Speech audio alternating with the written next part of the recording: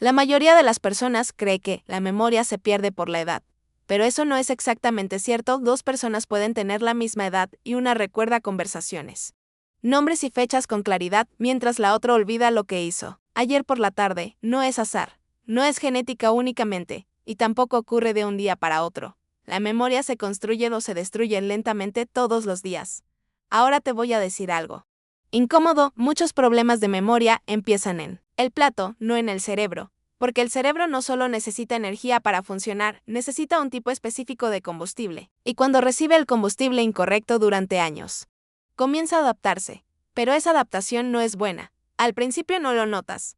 Solo pequeños detalles, te cuesta concentrarte un poco más, tardas más en encontrar palabras, te distraes con facilidad, olvidas porque entraste a una habitación, lo normalizas. Piensas, es estrés, pero en realidad muchas veces es inflamación silenciosa. Y aquí aparece el protagonista de hoy, la carne. No toda carne es igual para tu cerebro.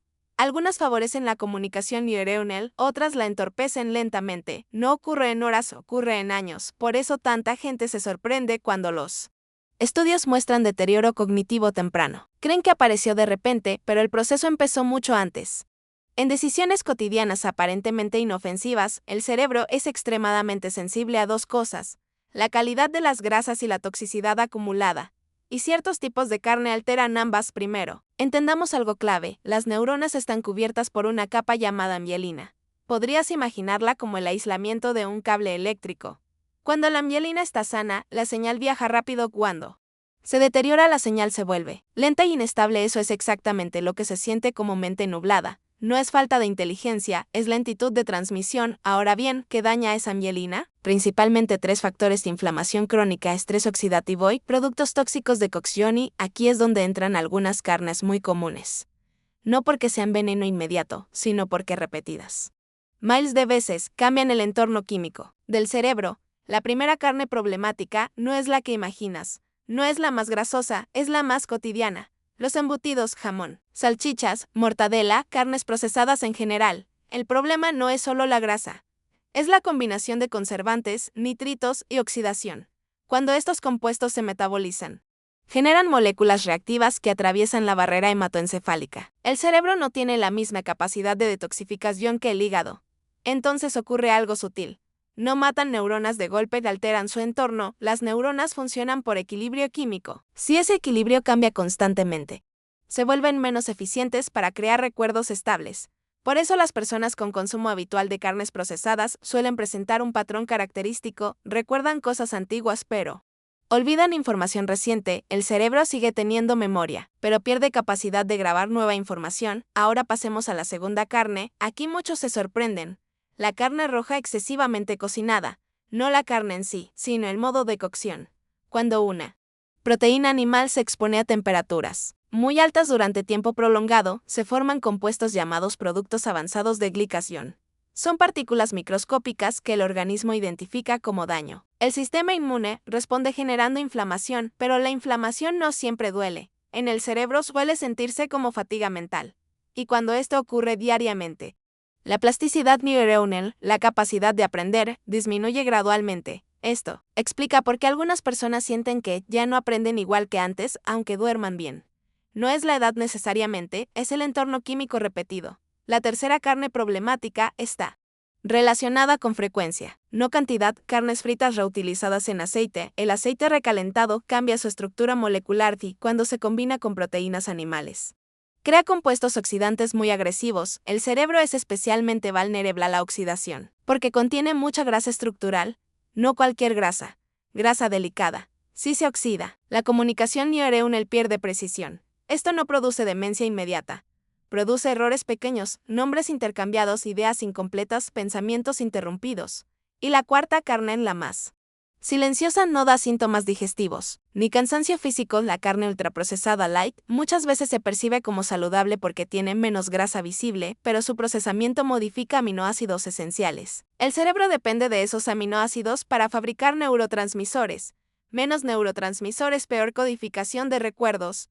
No se nota después de una comida, se nota después de años. Aquí es donde todo empieza a encajar. No es que ciertas carnes destruyan tu memoria hoy, es que entrenan tu cerebro a funcionar en modo ahorro. Y un cerebro en modo ahorro no olvida por accidente, olvida por adaptación. De ahora viene la parte que casi nadie espera, porque después de escuchar que carnes pueden perjudicar la memoria, muchas personas concluyen algo rápido: entonces debo dejar de comer carne, pero ese no es el punto. El problema no es la carne en sí, es el tipo de carne y el contexto biológico en el que llega al cerebro. De hecho, algunas carnes contienen justamente los nutrientes que las neuronas más necesitan para mantenerse funcionales durante décadas. Aquí aparece un concepto clave: nutrición neuronal específica. El cerebro no utiliza todos los nutrientes por igual. Hay ciertos componentes que funcionan como piezas de mantenimiento. Sin ellos, la maquinaria sigue andando, pero se desgasta antes. Las neuronas requieren 3 elementos esenciales para conservar la memoria: estructura estable, comunicación eficiente y protección antioxidante. Y hay carnes que aportan exactamente eso. La primera es el pescado azul.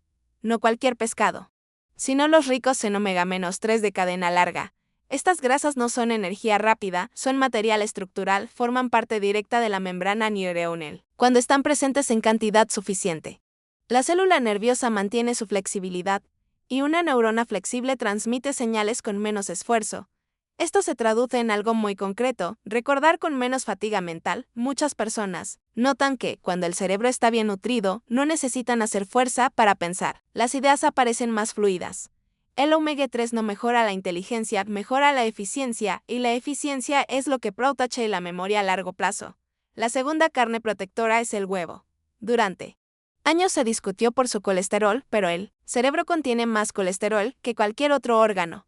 Lo necesita para estabilizar conexiones. El huevo aporta colina. La colina es el precursor de la acetilcolina, uno de los neurotransmisores más importantes para la formación de recuerdos nuevos. Sin suficiente colina, el cerebro puede procesar información, pero le cuesta almacenarla. Por eso algunas personas entienden perfectamente lo que leen y, horas después, no pueden repetirlo. No es falta de atención, es falta de consolidación química. Consumir fuentes naturales de colina facilita ese proceso de fijación. La tercera carne beneficiosa es el pollo fresco, sin procesamiento excesivo. A diferencia de los productos industriales, conserva aminoácidos esenciales necesarios para fabricar neurotransmisores como dopamina y serotonina. Estos no solo regulan el ánimo, también determinan la capacidad de concentración sostenida. Un cerebro con niveles adecuados de estos neurotransmisores mantiene el enfoque durante más tiempo, y la memoria depende primero de la atención. No se puede recordar lo que nunca se registró correctamente. Aquí entendemos algo importante: memoria y concentración no son procesos separados, son fases del mismo fenómeno, y ciertos alimentos ayudan en la fase inicial. Registrar bien la información. La cuarta carne protectora es menos popular, pero muy interesante: vísceras en pequeñas cantidades, especialmente hígado. No se trata de comer grandes porciones, sino de su densidad nutricional. Contiene vitaminas del grupo B altamente biodisponibles. Estas vitaminas participan en la producción de energía neuronal. El cerebro consume cerca del 20% de la energía total del cuerpo. Si esa energía no se produce de forma eficiente, la mente prioriza funciones básicas y reduce la memoria de detalle. Por eso alguien puede mantener conversaciones normales pero olvidar datos específicos. El sistema está funcionando, pero en modo limitado. Cuando la producción energética mejora, la claridad mental aumenta. Aquí aparece el contraste completo. Algunas carnes favorecen inflamación y lentitud de señal, otras sostienen estructura y comunicación neuronal. No es cuestión de eliminar todo, sino de cambiar proporciones. El cerebro responde más al patrón repetido que a comidas aisladas. Comer ocasionalmente algo menos favorable no genera daño significativo. El problema es la repetición diaria durante años. Lo mismo ocurre en sentido positivo. La presencia regular de nutrientes protectores crea un entorno químico donde la memoria se conserva más tiempo. Hasta ahora vimos dos caras opuestas: carnes que, repetidas durante años, vuelven al cerebro más lento, y carnes que ayudan a mantener la señal clara. Pero aquí aparece la pregunta más importante: ¿por qué algunas personas comen de todo y aún así mantienen buena memoria? La respuesta no está solo en qué comen, sino en cómo el cerebro interpreta ese patrón durante el tiempo.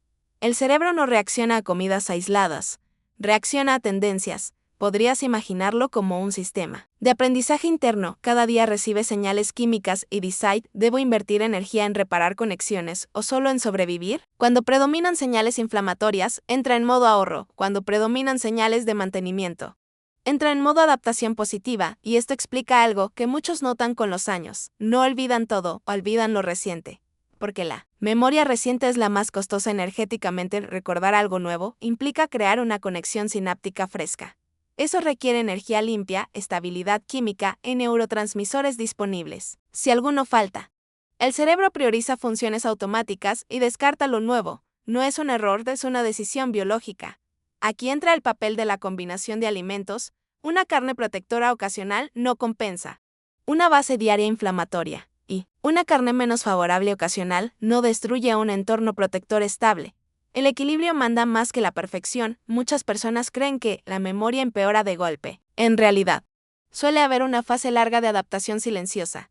El cerebro reduce poco a poco la capacidad de grabar detalles para proteger recursos. Por eso aparece la sensación típica, puedo pensar, pero no retengo. La retención es la función más sensible que ahora. Observa lo siguiente: cuando el entorno químico mejora, el cerebro no recupera recuerdos perdidos. Lo que hace es volver a grabar correctamente los nuevos.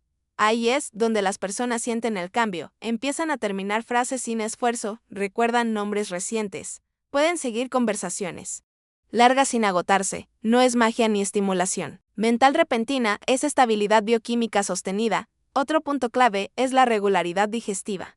El intestino produce muchas sustancias que influyen en el cerebro. Si la digestión es pesada o inflamatoria, el sistema nervioso dedica recursos a procesar esa carga, esa energía que no llega a la memoria.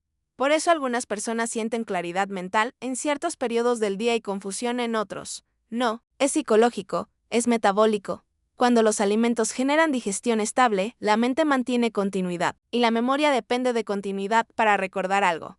Primero hay que permanecer mentalmente presente. Aquí comprendemos la relación completa. No se trata solo de proteger neuronas, se trata de permitir que trabajen sin interferencias. Las carnes protectoras ayudan porque aportan componentes que reducen ese ruido interno. No obligan al cerebro a compensar constantemente, en cambio, las carnes repetidamente inflamatorias obligan al cerebro a gastar energía, manteniendo equilibrio básico.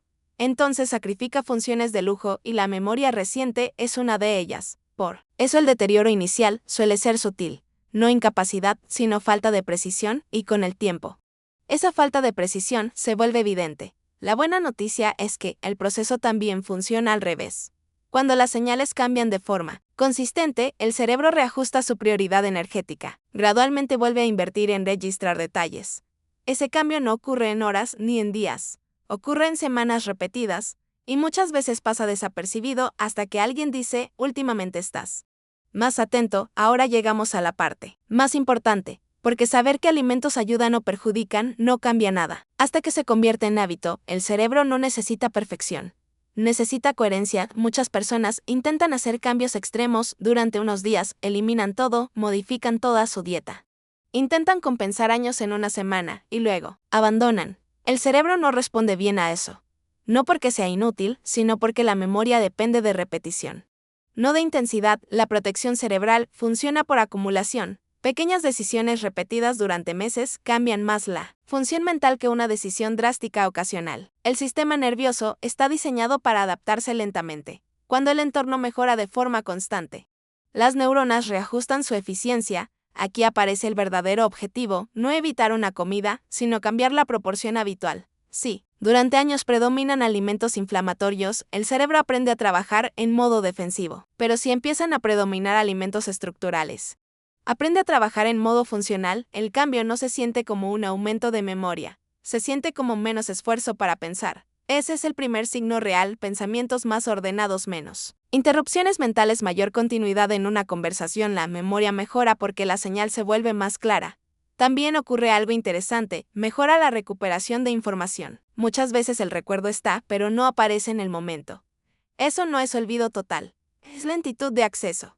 Cuando el entorno químico es estable, la recuperación se vuelve rápida otra vez, no porque se creen más recuerdos, sino porque el cerebro deja de bloquearlos. Otro punto importante es la paciencia. Durante años el cerebro se adaptó a un patrón determinado.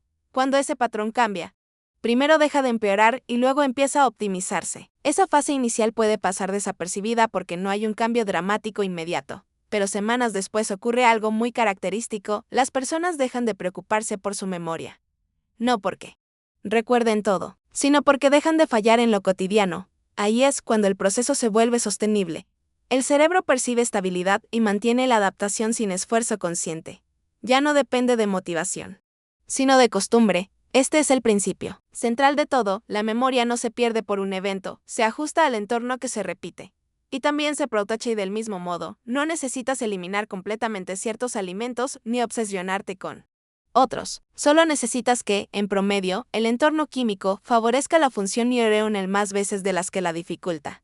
Con el tiempo, esa diferencia pequeña produce un resultado grande, porque el cerebro no envejece únicamente por años vividos, te envejece por señales repetidas. Cuando predominan señales de daño, reduce funciones; cuando predominan señales de mantenimiento, las conserva. Así funciona la prevención real. No es un acto puntual, es una dirección mantenida, y cuando esa dirección cambia, la mente lo refleja en lo más simple.